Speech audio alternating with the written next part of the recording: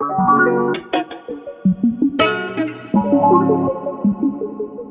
France, plus de 38 millions de voitures sont en circulation.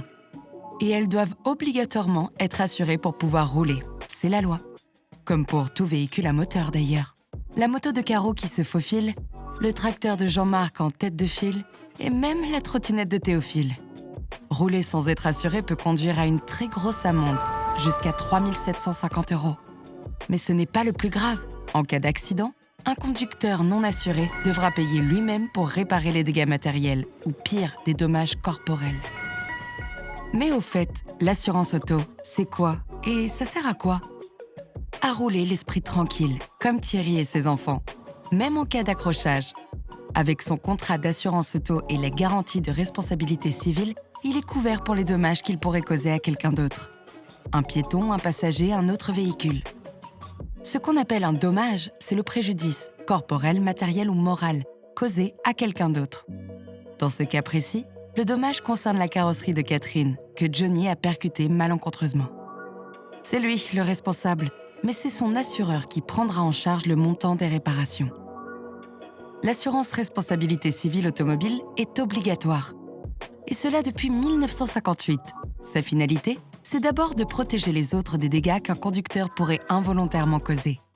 Mais c'est aussi de protéger Karima, par exemple, de poursuites à son encontre si sa responsabilité est engagée dans un accident. En cas de sinistre très grave, mettant en jeu des sommes astronomiques, c'est son assureur qui paiera.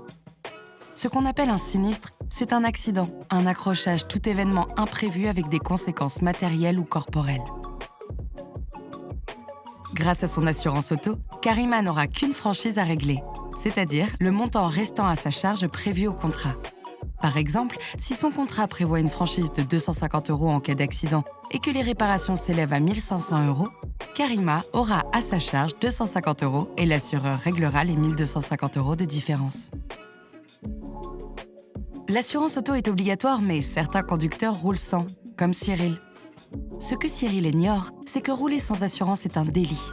Et au-delà de la forte amende, il devra dédommager lui-même les victimes s'il est responsable d'un accident.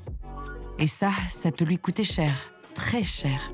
En cas de dommages corporels, Cyril pourrait même payer toute sa vie.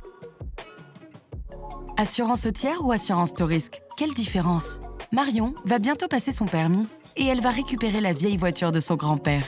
Avec ses parents, ils ont décidé de l'assurer au tiers. C'est la couverture minimale qui, comme son nom l'indique, prend en charge uniquement les préjudices causés à un tiers, c'est-à-dire à une autre personne. Ses propres dommages corporels ou ceux subis par sa voiture ne sont en revanche pas couverts. Marion peut, si elle le souhaite, souscrire en complément une garantie personnelle du conducteur pour être indemnisée sur ses frais médicaux et sa perte de revenus causée par un accident dont elle serait responsable. Gino, lui, pour sa voiture toute neuve, a choisi une assurance dite tout risque. C'est le contrat à privilégier quand on a un véhicule récent ou de valeur. Il couvre aussi bien les dégâts causés que subis, avec des niveaux de garantie plus ou moins élevés selon les offres. Le fonds de garantie des assurances obligatoires.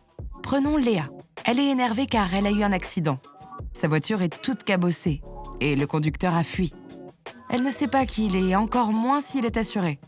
Dans ce cas, le fonds de garantie des assurances obligatoires peut intervenir et dédommager les victimes. En 2019, ce fonds a couvert plus de 28 000 accidents. Mais attention, dans le cas où le responsable du sinistre est identifié mais non assuré, le FGAO pourra lui réclamer le montant total des indemnisations versées.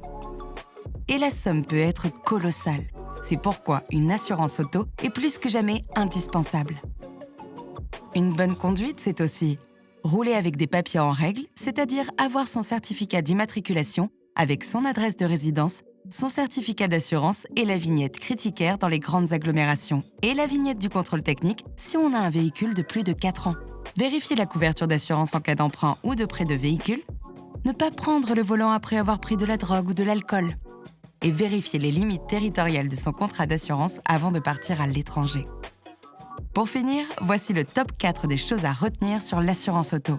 Elle est obligatoire, avec une couverture au tiers à minima, qu'il est préférable de compléter avec une option de garantie personnelle du conducteur.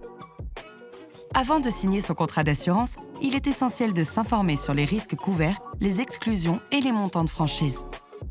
Ne pas avoir d'assurance est passible de 3 750 € d'amende, d'une suspension de 3 ans de permis et de la confiscation du véhicule. Sans assurance, le fonds de garantie des assurances obligatoires peut intervenir, mais l'auteur du sinistre reste responsable.